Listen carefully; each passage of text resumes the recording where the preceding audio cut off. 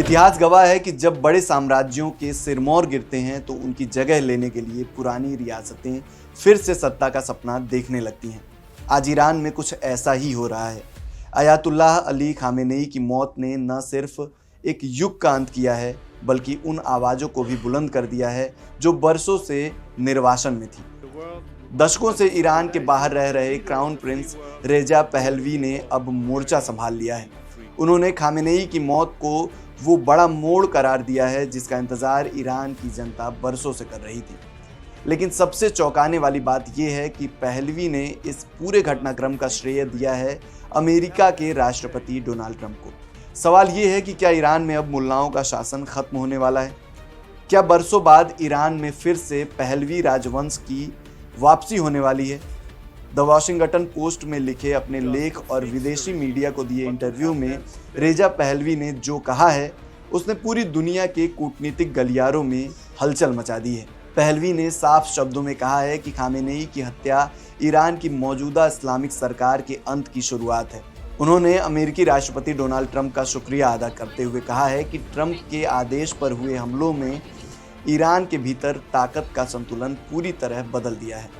Pahlavi के मुताबिक आज ईरान के अंदर और बाहर रहने वाले करोड़ों ईरानी इस खबर से खुश हैं और जश्न मना रहे हैं। उनका दावा है कि ट्रंप ने अपना वादा पूरा किया है और इसी वजह से आज ईरानी जनता उन्हें एक रक्षक के तरह देख रही है। लेकिन बात सिर्फ जश्न तक सीमित नहीं है।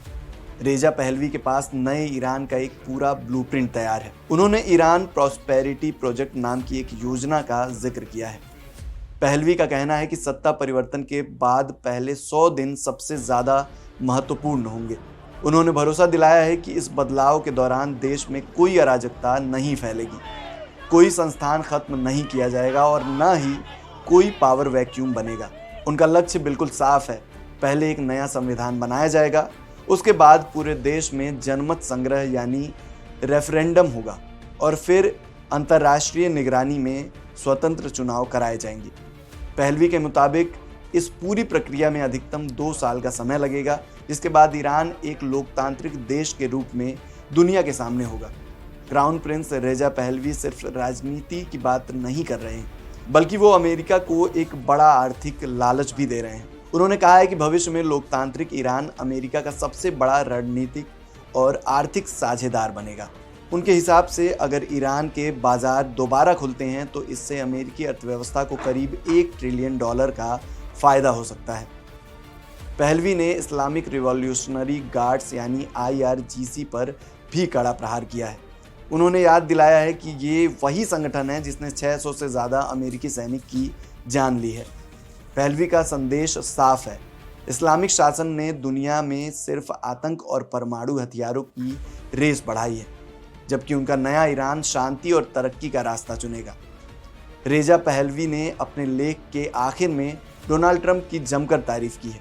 उन्होंने लिखा है कि जब ईरान के लोग अपनी आज़ादी वापस पाएंगे तो ट्रंप को उस नेता के तौर पर याद किया जाएगा जिसने सबसे मुश्किल वक्त में ईरानियों का साथ दिया। लेकिन बड़ा सवाल अभी भी कायम है। क्या ईरान की जनता जो दशकों से एक अलग विचारधारा में पली बढ़ी है, वो क्राउन प्रिंस को अपना नेता स्वीकार करेगी? क्या ईरान की सेना और सरकारी तंत्र इस बदलाव को बिना खून खराबे के होने देगा? ईरान इस वक्त एक बड़े दोराहे पर खड़ा है, जहां एक तरफ पुरानी कट्टरपंथी व्यवस्था है और दूसरी तरफ लोकतंत्र का वो सपना जो रेजा पहलवी दिखा रहे हैं। क्या ये वाकई ईरान के सुनहरे भविष्य की शुरुआत है या फिर एक नए और भयानक संघर्ष का आगाज है?